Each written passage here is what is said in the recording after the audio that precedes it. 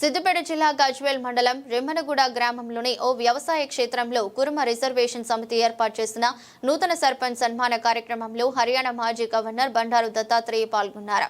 ఈ సందర్భంగా సిద్దిపేట జిల్లాలో నూతనంగా ఎన్నికైన బీజేపీ సర్పంచ్లను సన్మానించారు. అనంతరం మాట్లాడుతూ ప్రధానమంత్రి నరేంద్ర మోదీ నాయకత్వంలో జాతీయవాదం తెలంగాణలో గ్రామాన వెళ్తుందని తెలిపారు.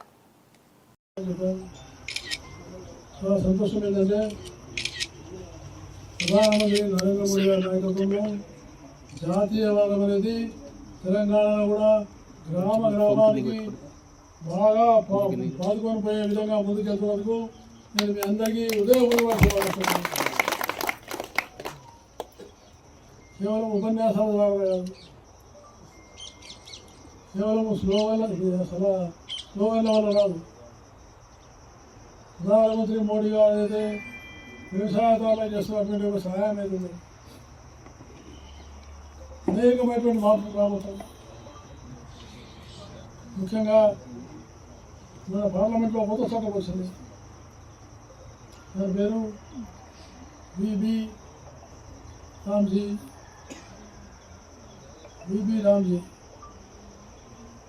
అంటే ఇది ఉపాధి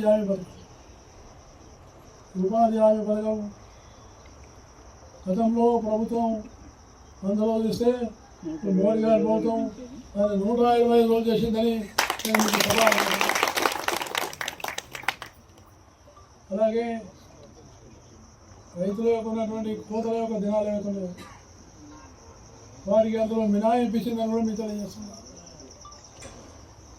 దాంతోపాటు ముఖ్యంగా ఇంతకుముందు పనిచేసినప్పుడు ఆ పనిలో ఎవరైతే పనిచేస్తారో వాళ్ళకు నేరుగా డబ్బులు వచ్చేవి కావు. డబ్బులు రావాలంటే 10 చోట్ల తిరగాలి. అలా 10% కమిషన్, 20% కమిషన్ పోతుండే.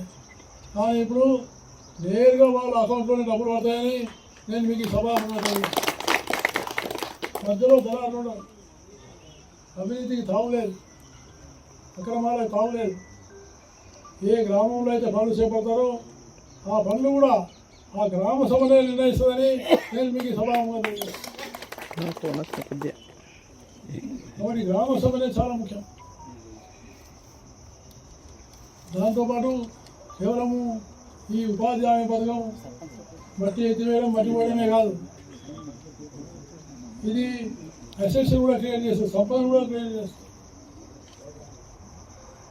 కాబట్టి దీన్ని మీరు చాలా క్షుణ్ణంగా చదివి సరైన విధంగా రైతులకు, రైతు కూలీలు ఇద్దరు కూడా ఒకే కుటుంబం అని చెప్పాల్సినటువంటి పార్టీ మన జాతీయ పార్టీ. మీకు రైతు వేరు, రైతు కూలీ వేరు కాదు. రైతు కూలీ ఇద్దరు ఒకటే కుటుంబం. అందుకని వివిధ వృత్తుల వాళ్ళు కూడా వెళ్తున్నారు. పాడి పశువు చాలా ముఖ్యం, పాడి పంట చాలా ముఖ్యం. ఇప్పుడే ఒక పెద్ద మనిషి వేసాడు కాబట్టి అదే గొర్రెలు లేక బండ్లు కానీ కోళ్ళు కానీ ఇవన్నీ కూడా రైతుకు అన్నిటి కూడా ఆదాయాన్ని కల్పించేటువంటి ఒక అనుబంధమైనటువంటి సంస్థ. అందుకని సమగ్రంగా మనం దీన్ని అర్థం చేయాల్సిన అవసరం లేదు. అందుకని మనం మళ్ళీ తిరిగి భారతదేశం 2047లో ప్రపంచంలో అగ్రదేశంగా తప్పకుండా వస్తుందంటే భారతదేశంలో ఉన్నటువంటి గ్రామం అభివృద్ధి అవుతూనే వికసిత్ భారత్ వస్తుందని నేను మీకు సభాముగా మనం చేస్తాను. మరి గ్రామ పంచాయతీ సర్పంచులు చాలా ముఖ్యం. అందువల్ల ఒక పక్క ఈ అభివృద్ధి కార్యక్రమాలు తీసుకోవాలి, పథకాలు తీసుకోవాలి. రేషన్ సక్రమంగా జరుగుతుందా లేదా, చదువు స్కూల్ బస్సు ఉందా లేదా, హాస్పిటల్ బాగుందా లేదా, రోడ్లు సక్రమంగా ఉన్నాయా లేవా. ఈ చిన్న పనులే పెద్ద కార్యాన్ని ఇస్తాయి. కాబట్టి మనందరం కూడా వీటి మీద శ్రద్ధ పెట్టి రెండో పక్కన ఏం చేయాలా, దేశం వేరే ఏం లేదు, జాతీయవాదమే దేశానికి ప్రాణవాయువు అని అందరికీ చెప్పాలని మీకు మనం చేస్తాం. ధర్మాన్ని ఆధారంగా చేసుకుని ఈ దేశం నిలబడ్డది.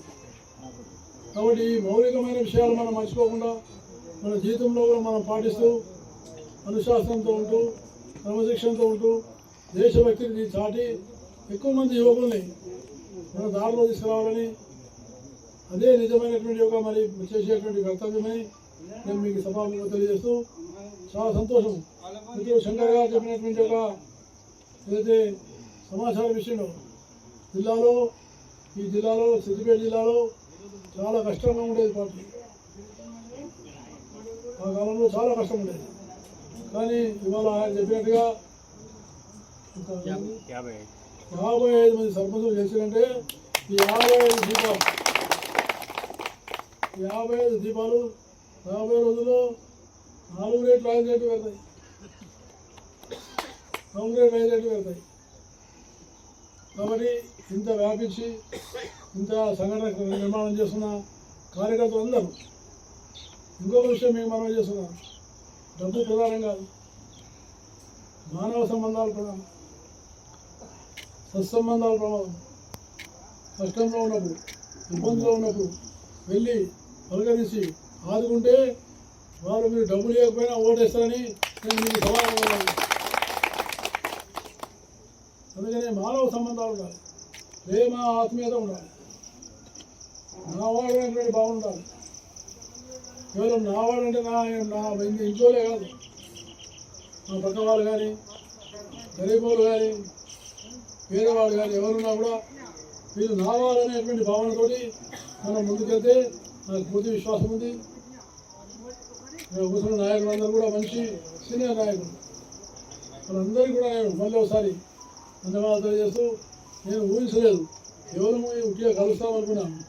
కపల్ ప్రసాద్ గారు నేను ఇంత పెద్ద సమావేశం పెట్టి నన్ను ఇంత పెద్ద సన్మానం చేసినందుకు నేను వారికి మళ్ళీ హృదయపూర్వకంగా ధన్యవాదాలు తెలియజేస్తూ సెలవు తీసుకుంటాను.